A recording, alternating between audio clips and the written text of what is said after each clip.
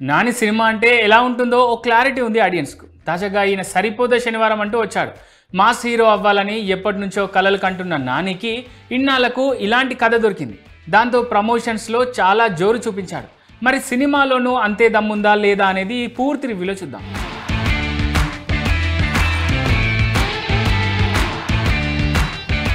సూర్య alias నానికి చిన్నప్పటి నుంచి కోపం ఎక్కువ. కోపం వచ్చిన మరుక్షణమే కొట్టడానికి వెళ్తుంటాడు. కొడుకు కోపాన్ని చూసిన తల్లి ఛాయాదేవి అలియాస్ అభిరామి వారంలో ఒక్కరోజు మాత్రమే కోపం చూపించాలని ఒట్టు వేయించుకొని చనిపోతుంది. ఆ రోజు శనివారం అవుతుంది. అలా అప్పటి నుంచి వారమంతా కోపం వచ్చిన వాళ్ళ పేర్లు బుక్లో రాసుకొని శనివారం వరకు నిజంగా ఆ కోపం అలాగే కంటిన్యూ అయితే వెళ్ళి కొడతాడు. అలా సూర్య కొట్టిన వాళ్ళ నుంచి అతడి తండ్రి అలియాస్ సాయి కుమార్తో పాటు అక్కకు కూడా సమస్యలు వస్తుంటాయి. దాంతో అక్క పెళ్లి చేసుకున్నా వీళ్లకు దూరంగానే ఉంటుంది. అదే సమయంలో కానిస్టేబుల్ చారులత అలియాస్ ప్రియాంక మోహన్ సూర్య జీవితంలోకి వస్తుంది. సిఐ దయా అలియాస్ ఎస్జే సూర్య దగ్గర చారు కానిస్టేబుల్గా ఉంటుంది. మరోవైపు తనకు ఎప్పుడు కోపం వచ్చినా సోకులపాలెం అనే ఊరు నుంచి ఎవరో ఒకరిని తీసుకొచ్చి చావగొడుతుంటాడు దయ. అలా ఓసారి సోకులపాలెం మనుషులతో సూర్యకు రిలేషన్ ఏర్పడుతుంది. అప్పుడే దయ సూర్య ఫేస్ అవుతారు. అక్కడి నుంచి ఏం జరిగింది అనేది అసలు కథ.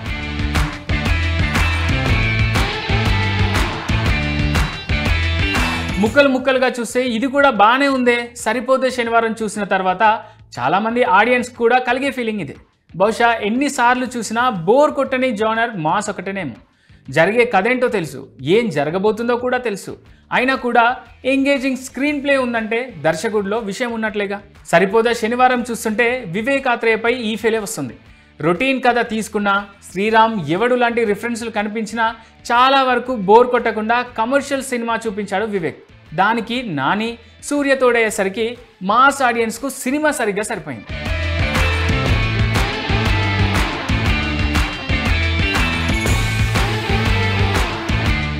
ఫస్ట్ 15 నిమిషాల్లోనే సినిమా కథ అంతా పూసగుచ్చినట్లు చెప్పేశాడు వివేక్ ఆత్రేయ. అక్కడి నుంచి ఆ కథను ఎలా ముందుకు తీసుకెళ్లాడనేదే సరిపోదా శనివారం మూవీ. హీరోకు ఒక్కసారిగా కోపం వచ్చేది, మిగిలిన రోజులు అతడు కొట్టినోళ్ళు తిరిగి కొట్టారా అనే లాజిక్ పట్టుకుంటే డిస్కనెక్ట్ అయిపోతాం. లాజిక్స్ పట్టించుకోకుండా ప్రాపర్ కమర్షియల్ సినిమా చూస్తున్నాం అనుకుంటే మాత్రం ఈ సినిమా బాగానే అనిపిస్తుంది. ఫస్ట్ హాఫ్ కాస్త స్లోగా మొదలైన ఇంటర్వెల్ బ్లాక్ అద్దిరిపోయింది. Nani SJ Surya face off మొదలయ్యాక కథలో వేగం పెరుగుతుంది. వీళ్ళిద్దరిని కలిపిన విధానం చాలా బాగుంది. ఓ సమస్యకు ముడిపెట్టి దాని చుట్టూ హీరోయిన్ ట్రాక్ వెళ్ళడం, అక్కడి నుంచి హీరో తెలియకుండానే ఎస్జే సూర్య లైఫ్లోకి వెళ్ళడం, ఇవన్నీ బాగా డిజైన్ చేసుకున్నాడు దర్శకుడు వివేక్.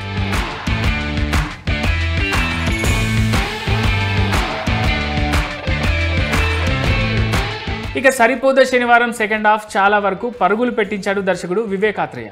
కాకపోతే సరిపోదా శనివారంకు ఉన్న మెయిన్ మైనస్ లెంత్. 2 గంటల 51 నిమిషాల నిడివి మెయిన్ విలన్. కాస్త ట్రిమ్ చేసుంటే బాగుండేదేమో. ఈ ఫార్మాట్ కథలు కొత్తేం కాదు, ఒక్క శనివారం కొట్టడం అనే పాయింట్ తప్ప. లెంత్ పరంగా కాస్త జాగ్రత్తలు తీసుకొని ఉంటే ఖచ్చితంగా సరిపోయేదా మంచి సినిమా అయి ఉండేది.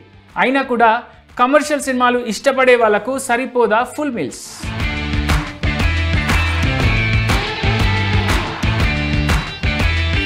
నాని మరోసారి హీరో కొట్టాడు. సినిమాలో యాక్టింగ్ అలాగే విలన్స్ కూడా.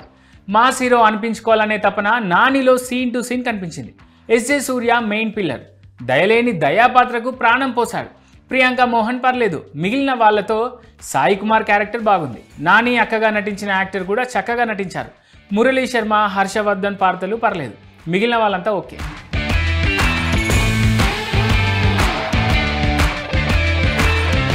సరిపోదా శనివారంకు మరో హీరో ఉన్నాడు. ఆయనే జేమ్స్ బిజాయ్. బ్యాక్గ్రౌండ్ స్కోర్తో థియేటర్లలో బాక్సులు మూతెక్కిపోతాయి. ఆర్ఆర్తో అదరగొట్టాడు జేక్స్. సినిమాటోగ్రఫీ కూడా బాగుంది. అయితే ఎడిటింగ్ దగ్గరికి వచ్చేసరికి మాత్రం ఎందుకో దర్శకుడు వివేక్ ఆత్రేయ లెంత్ విషయంలో జాగ్రత్తగా లేదేమో అనిపించింది.